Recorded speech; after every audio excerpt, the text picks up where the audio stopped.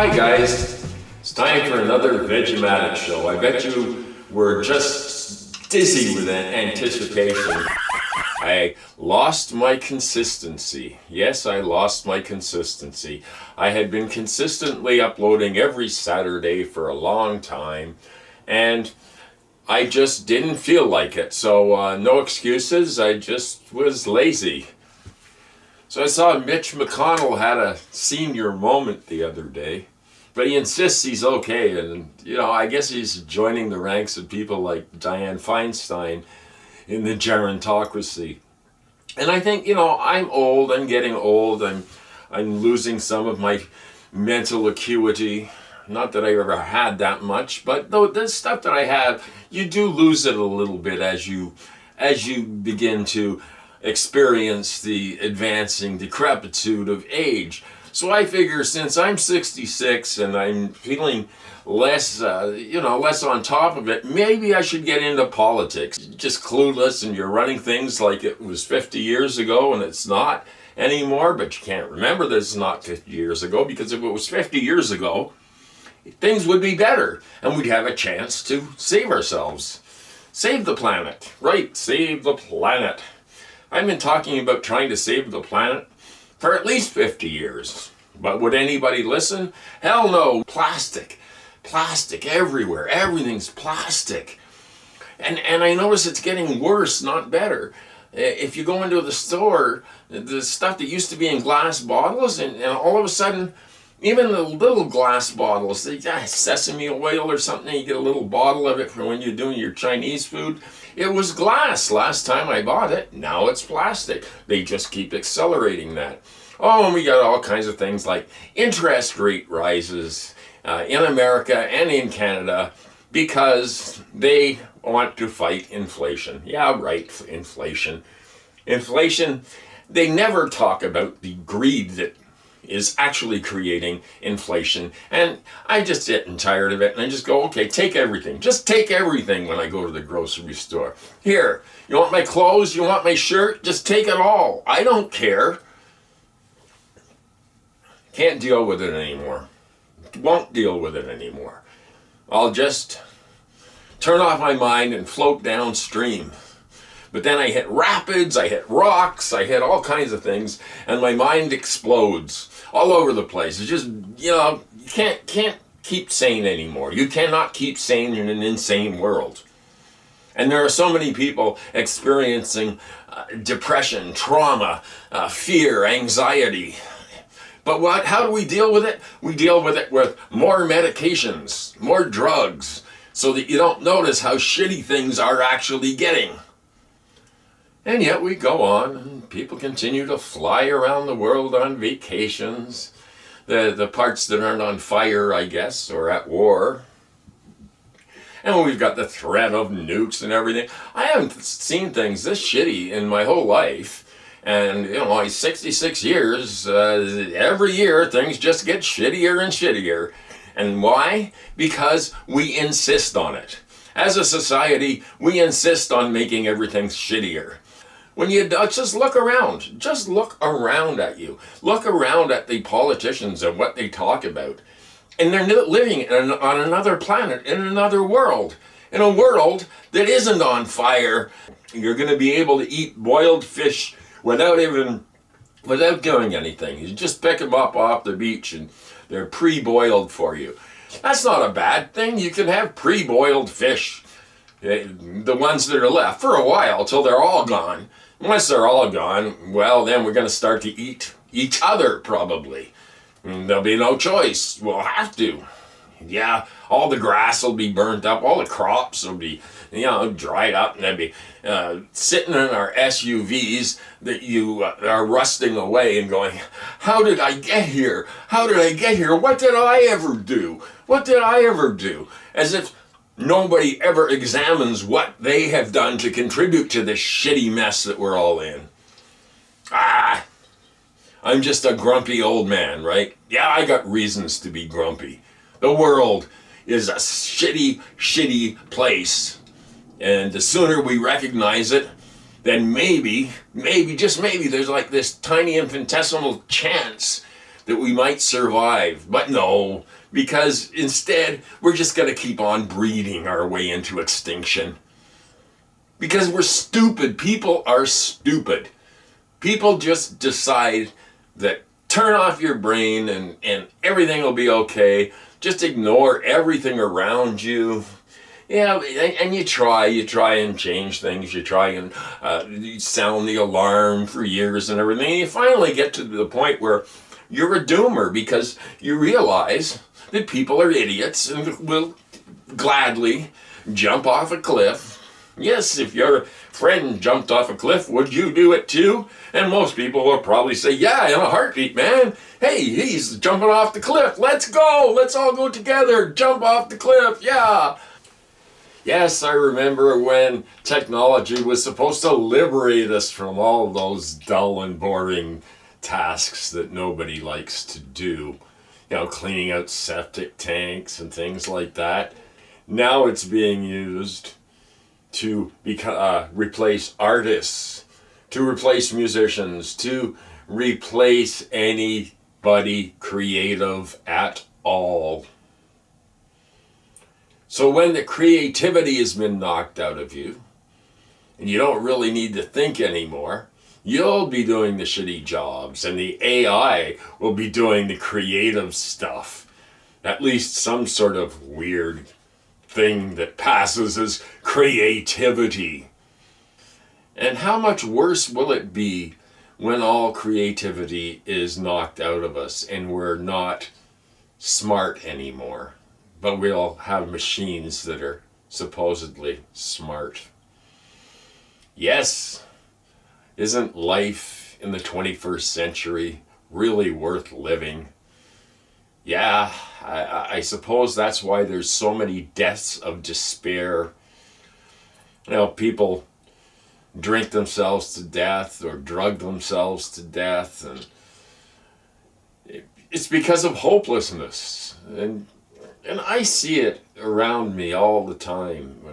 I just have to look around in London and the downtown and these homeless people and desperate people, and it's getting so that there's a large percentage of the population that have been declared surplus. We don't need you. Society doesn't need you. Nobody needs you. And this is the problem. This creates the despair where the psychopaths in charge of things can get away with whatever they want. We, as humans, should know better. We're supposedly the biggest brains, right? I think porpoises and dolphins are a lot smarter than humans. I understand the temptation to be stupid, to stay stupid. I understand it because you actually have a chance to enjoy a little while before you're breathing all that toxic smoke, falling on the pavement and getting burned up. I don't know. Man, it's been so many years that I've been on about stuff. Anti-war, anti-oil and gas, anti-this, anti-that. Did it do any good? Nothing. Nothing I ever tried in my life did any good because people are thick-headed morons, idiots, and imbeciles running around voting for the cacostocracy, the worst possible people that can rule us, and we go, yeah, that's who I want to rule us, an idiot, the king of the idiots. You know what helps me keep somewhat sane? All the friends online that I have. Of course, when you're conversing with people online, you're not really getting to the essence of it, but I was feeling really bummed out, and I got an email from a good friend of mine that lives thousands of miles away, and he was depressed, and in trying to help him out a little bit, I came out of my depression. And I think this is the thing that we need to do, is get together and realize that we are all vulnerable human beings. There's nothing to be afraid of letting people know your vulnerabilities, except that then if you let the wrong person know, they'll use it against you as quickly as possible. And that's why we never get anywhere. That's why we can never be decent to each other. It would be nice, though, if more people were supportive of each other instead of competitive. And this competitiveness, this, especially in North America, it's been bred into us that you have to compete. Competition is all, and it's wonderful, and it's excellent, and no, it isn't. Cooperation, helping out your brother or sister, helping out people, doing what you can. But, there is the temptation to just crawl up into a little ball and say, no, I can't take it anymore. But that won't work. It will only work for a little while, and then you go catatonic, and then they haul you away, and it's an ugly story, and I don't want to get into it. Don't go catatonic. What you need to do is support each other. Support each other where you can, and help each other with their. It's not a hard thing to do, really. Now we got this AI bullshit, right? What could go wrong with AI? I don't know. I mean, I just, you mess around with it, and you play with it, and you kind of go, okay, well, what can it do? And surprisingly, I had it write out a whole video script. I had no intention of ever using it, but it was filled with facts, and it was really well done. And what can I say? I thought, that's well done. Just like writers will be well done. Yeah, we always thought that robots would come and help us, and serve us dinner at night, and go for walks and keep the lonely company. No, instead they take over all the creative things. So there'll be no creativity, and there will be no creativity allowed. Yes, we're all responsible, a certain amount, but in another way we're not responsible, because we're taught to be idiots from a very young age.